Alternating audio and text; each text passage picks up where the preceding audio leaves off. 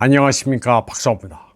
이번 방송에서는 마리아 자하로바 러시아 외교부 대변인의 발언을 두고 한국 외교부가 게오르기 지노비에프 주한 러시아 대사를 초치했다는 소식부터 전해드리겠습니다. 러시아 매체 브지글야드에 따르면 한국 외교부는 자하로바 대변인 발언에 대해 무리하고 무시하며 자격이 없다고 비난했습니다.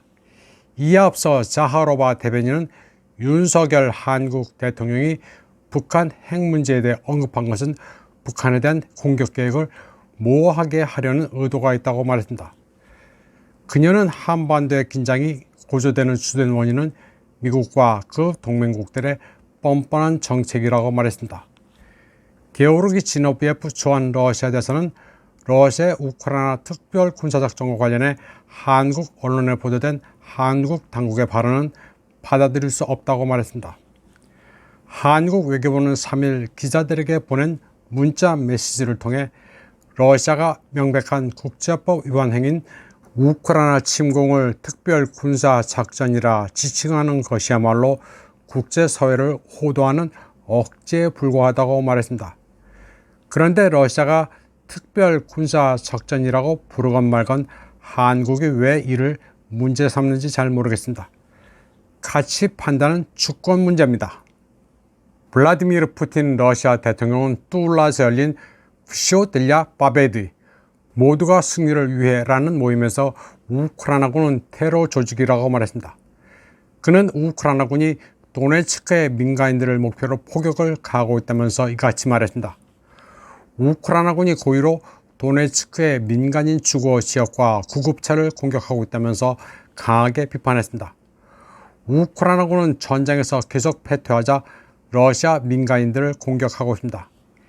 1월 20일과 21일에 걸쳐 우크라이나군은 고를롭가의 구급차를 공격해 여러 명을 숨지게 했습니다. 푸틴 대통령은 이런 만행이야말로 네오나치의 테러 행위라고 말했습니다. 그는 돈바스에서 일하는 의료진의 부담을 알고 있다면서 구급차 드라이버에 대한 위험수당을 마련하겠다고 했습니다. 또 평화로운 러시아 도시가 더 이상 키예프의 외국산 장거리 미사일의 표적이 되지 않도록 하기 위해 우크라이나군을 더 멀리 밀어내 넓은 비무장 지대를 만들겠다고 다짐했습니다.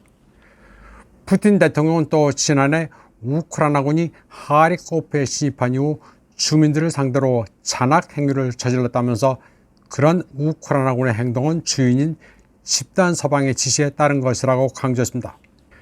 정상적이지 않은 우크라이나가 벌이고 있는 짓은 테러 행위가 맞습니다. 부패로 점철된 젤렌스키 정권은 요즘 들어 부쩍 러시아군이 아니라 러시아 민간인을 표적으로 한 테러 공작에 주력하고 있습니다. 푸틴 대통령은 또 수백만 명에게 일자리를 제공하는 방위산업이 특수군사작전과 국가경제에서 수행하는 역할을 높이 평가했습니다.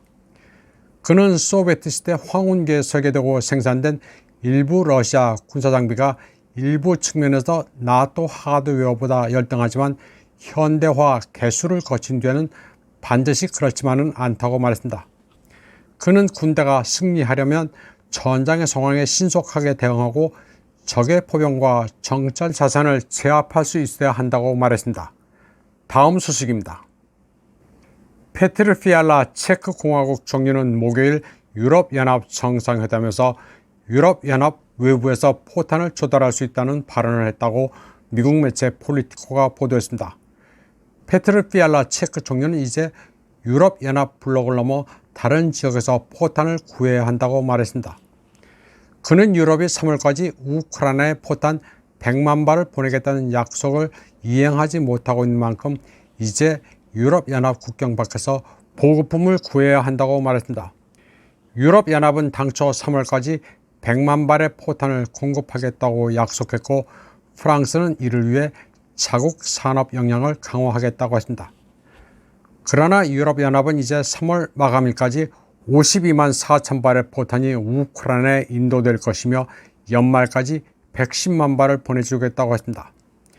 이에 따라 체크 공화국은 EU 국가들에게 45만 발의 포탄을 블록 밖에서 구입하는 데 자금을 조달하도록 압력을 가하는 중이라고 한 소식통이 폴리티코에 말했습니다. 이와 관련해 유럽연합 외교수장 조셉 보렐은 주요 무기 생산국인 한국으로부터 추가 포탄을 조달할 수 있다는 식의 구체적인 언급을 한 것으로 폴리티코는 보도했습니다. 유럽은 문명화된 에덴의 정원인 반면 그 밖의 세계는 야만의 정글이라고 한 조셉 보렐이 한국을 왜 거론했는지 의문입니다. 지금 포탄조차 제대로 생산하지 못하고 있는 집단 서방은 분명히 패배하는 중입니다. 유럽연합이고 나토고 지금 철저히 붕괴 중입니다. 이번 방송은 여기까지 하겠습니다. 시청해주신 여러분 감사합니다.